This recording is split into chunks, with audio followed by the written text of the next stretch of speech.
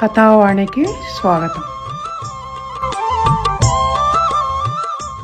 కథావాణి శ్రోతలందరికీ చెప్పాలని ఉందికి స్వాగతం.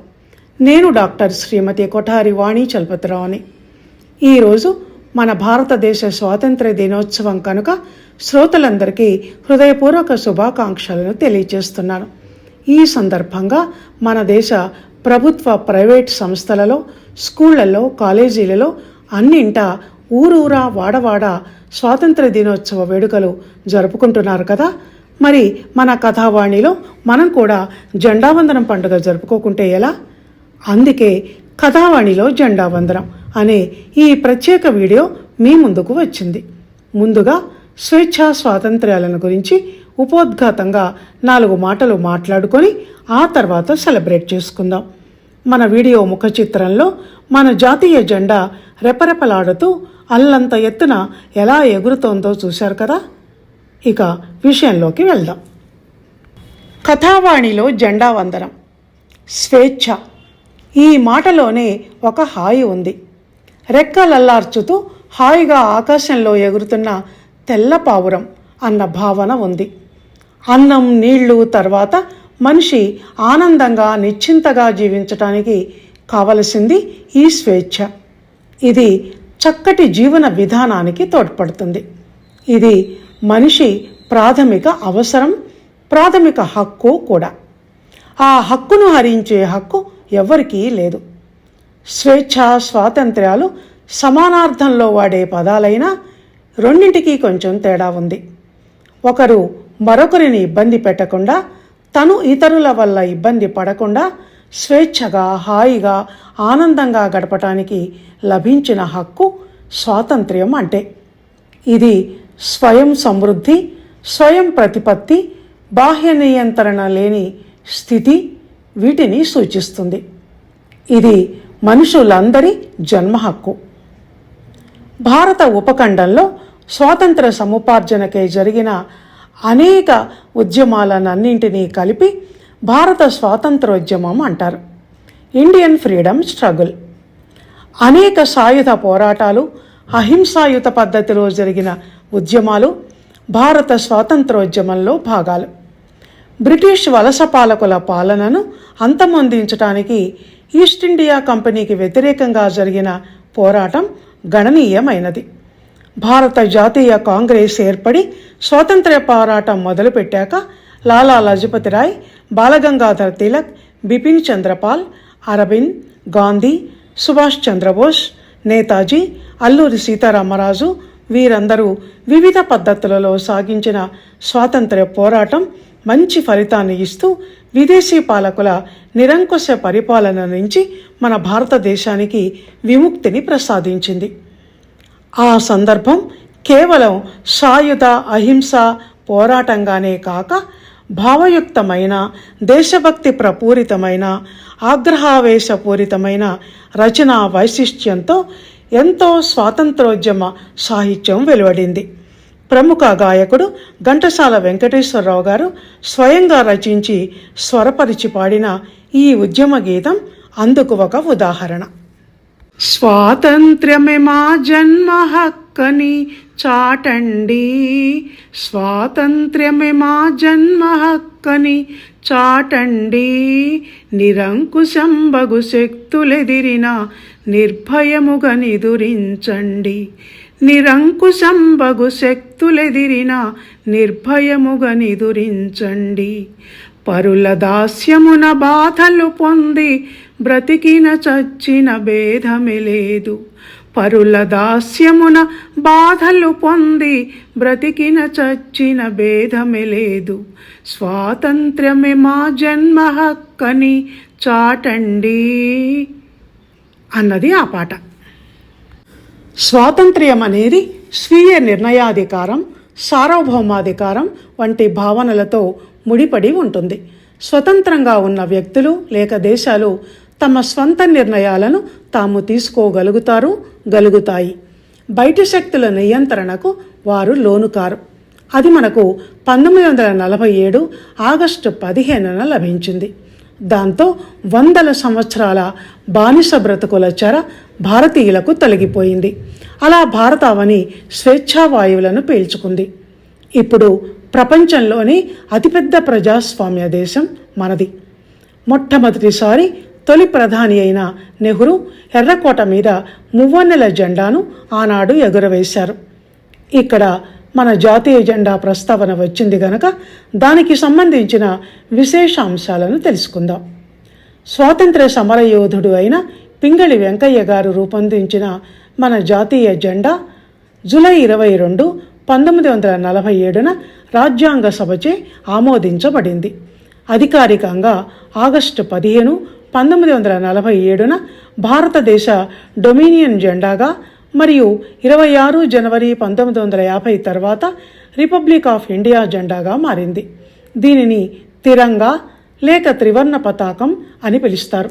ఇందులో కాషాయం, తెలుపు, ఆకుపచ్చ అనే 3 రంగులు ఉంటాయి. కాషాయం బలాన్ని, ధైర్యాన్ని, తెలుపు శాంతిని, ప్రశాంతతను, ఆకుపచ్చ శ్రేయస్సును సూచిస్తాయి. అశోక చక్రం ధర్మచక్రానికి నిదర్శనం. ఇది అశోకుని శాసనాల నుంచి తీసుకోబడింది. ఈ చక్రంలో 24 కమ్మలు ఉంటాయి. ఈ విధంగా దేశ ప్రజలందరికీ స్ఫూర్తిదాయకంగా, ప్రబోధాత్మకంగా రూపొందింపబడిన ఈ జెండా ఆకారంలో దీర్ఘచతురస్రంగా ఉంటుంది. అంత ఎత్తున ఆకాశంలో రెపరెపలాడే మన మువ్వన్నెల జెండా మనందరికీ గర్వకారణం. అంతేకాదు, మన జాతీయ గీతమైన జనగణమన మనకు అత్యంత ప్రియమైనది. దీనిని రవీంద్రనాథ్ ఠాగూర్ రచించారు. ప్రతి ఫ్లాగ్ హేస్టింగ్కి, జాతీయ జెండా వందనం పండుగకు తలలు పైకెత్తి సెల్యూట్ చేస్తూ అందరూ జాతీయ గీతాన్ని ఆలపిస్తూ ఉంటారు. ఇప్పుడు మనం కూడా మన కథావాణి ఛానల్లో జాతీయ జెండాను ఎగరవేసి ఆ గీతాన్ని ఆలపిద్దాం.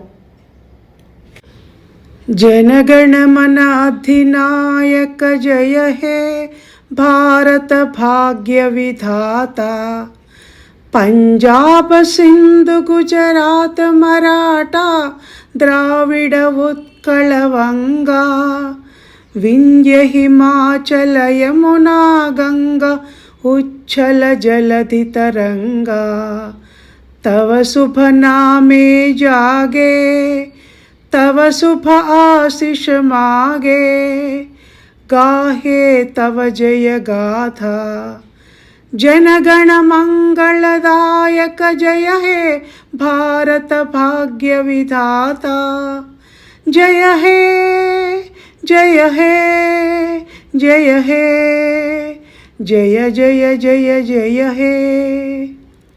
జై హింద్. ఇప్పుడు దీని భావం ఏమిటో తెలుసుకుందాం.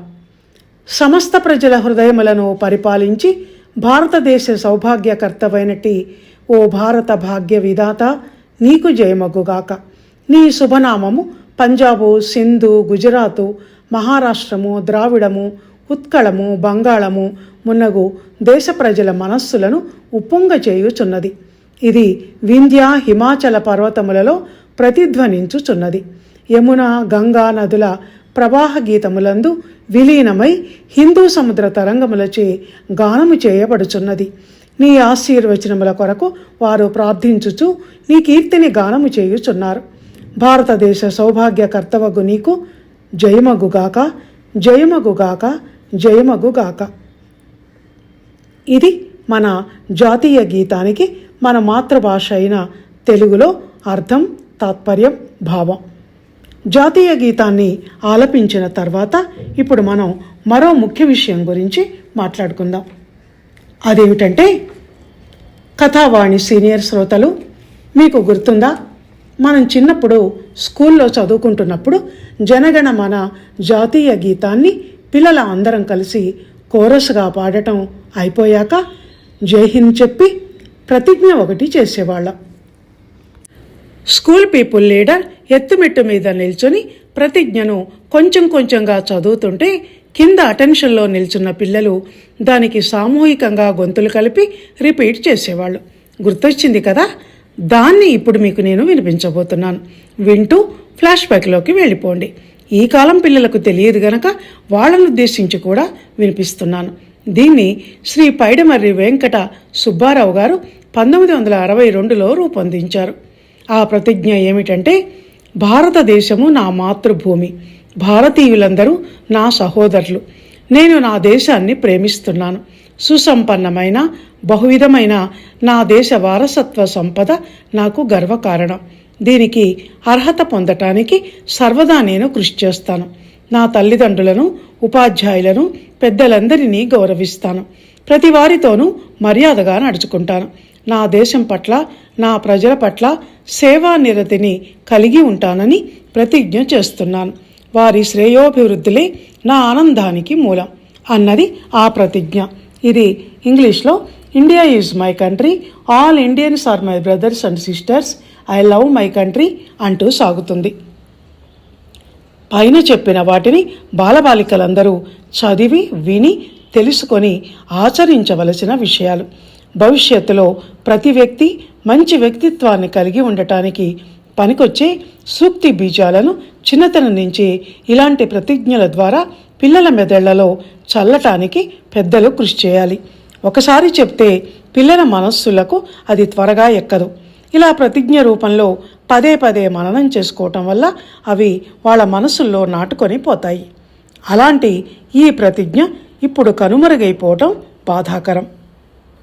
మళ్ళీ వెనక్కి మన టాపిక్ అయిన ఈనాటి స్వాతంత్ర్య దినోత్సవానికి వస్తే, మన దేశానికి స్వాతంత్ర్యం లభించిన ఆగస్టు 15, 1947 సంపూర్ణ స్వాతంత్ర్యం లభించిన మరియు మనకంటూ ఒక రాజ్యాంగం ఏర్పడిన జనవరి 26, 1950 ఈ శుభదినాలను తలుచుకుంటూ దేశ ప్రజలందరూ కలిసి జాతీయ పండుగలను జరుపుకుంటున్నప్పుడు చిన్ని జెండాను మన గుండెల మీద ధరించడం, ఆకాశానికి ఎగబాకినట్టు ఇంతెత్తున ఉండే పెద్ద జెండాను జెండా ఊంచా రహే హమారా అంటూ ఆవిష్కరించి కుడి చేతిని పైకెత్తి మునివేళ్లను నుదుటి దగ్గర నిలిపి సెల్యూట్ చేయటం చేస్తాం. స్వాతంత్ర సమరయోధులను, నాయకులను, స్వాతంత్ర్యం కోసం ప్రాణత్యాగం చేసిన అమరజీవులను తలుచుకొని కృతజ్ఞతగా సెల్యూట్ చేస్తాం, నివాళులు అర్పిస్తాం. అయితే ఇక్కడ ఒక ముఖ్య విషయం గురించి మనం తప్పక మాట్లాడుకొని తీరాలి. అది ఏమిటి అంటే, జాతీయ జెండాను ఎగురవేసి సెల్యూట్ చేసినంత మాత్రాన మన బాధ్యత తీరిపోదు. మన జెండాకు అవమానం జరగకుండా గౌరవప్రదంగా చూసుకోవటం కూడా మన బాధ్యత.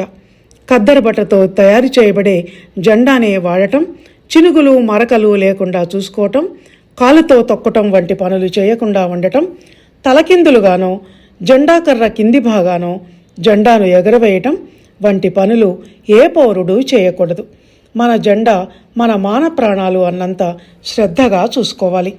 మరొక ముఖ్య విషయం ఏమిటంటే, వెలుగునీడలు సినిమాలో పాట రూపంలో శ్రీశ్రీ గారు చెప్పినట్టు, స్వాతంత్ర్యం వచ్చనని సభలే చేసి సంబరపడగానే సరిపోదోయ్, సాధించిన దానికి సంతృప్తిని చెంది అదే విజయమనుకుంటే పొరపాటోయి అన్నట్టు, తప్పని కార్యక్రమం అన్నట్టు మొక్కుబడి వ్యవహారంగా ఎవ్వరూ జెండాను ఎగరవేయకూడదు. స్వాతంత్రం వచ్చింది కదా, ఒక పని అయిపోయింది, ఇంకా మనం చేయాల్సింది ఏమీ లేదు అని అలసత్వ భావనతో అస్సలు ఉండకూడదు. ఏదైనా సంపాదించుకోవటం, సాధించటం తేలిక, కానీ సాధించిన దాన్ని నిలబెట్టుకోవటం కష్టం. సాధించిన దానికి సంతృప్తిని చెంది చేతులు ముడుచుకొని కూర్చోకుండా, అక్కడే ఆగిపోకుండా ప్రగతి పదంలో దేశాన్ని మరింత ముందుకు తీసుకెళ్ళాలి అందరూ కలిసి. మనం చేసేది చేశాక అప్పుడు పాడవోయి భారతీయుడా, ఆడి పాడవోయి విజయ గీతిక, పాడవోయి భారతీయుడా అంటూ విజయ గీతాలు పాడి నృత్యాలు చేసి సంబరాలు చేసుకోవచ్చు.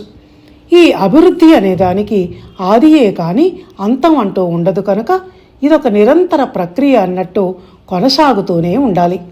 అందరూ సాయుధ వీరులు, సమరయోధులే కావలసిన అవసరం లేదు. స్వాతంత్రోద్యమం నడుస్తున్నప్పుడు ఎందరో కవులు కలం పట్టి దేశభక్తి గీతాలను రాశారు, రచయితలు కథలు, నవలలు రాశారు. ఆ విధంగా సాహిత్యం కూడా ఒక ఘనకార్యాన్ని సాధించటంలో ప్రగతి పదంలో ముందుకు సాగటంలో కీలక పాత్ర వహిస్తుంది. కనుకనే మన కథావాణిలో మనం కూడా కథల రూపంలో, కబుర్ల రూపంలో, చిట్టి చిట్టి షార్ట్స్ రూపంలో ఎన్నో మంచి మాటలు, సూక్తులు, మహనీయుల చరిత్రలు చెప్పుకుంటూ ప్రతినిత్యం అక్షరయజ్ఞం చేస్తున్నాం కదా. అందులో భాగంగా ఈరోజు మన దేశాన్ని గురించి, మన జాతీయ గీతం గురించి, జెండా గురించి, మనం చేయవలసిన పనుల గురించి ఇలా ఎన్నో విషయాలను మాట్లాడుకొని జెండా వందనం కూడా చేసుకున్నాం. ఈ శుభ సందర్భంలో శ్రోతలందరికీ మరోమారు స్వాతంత్ర దినోత్సవ శుభాకాంక్షలు తెలియచేస్తూ ఇక సెలవు తీసుకుంటున్నాను. జై హింద్, జై భారత్. ధన్యవాదాలు.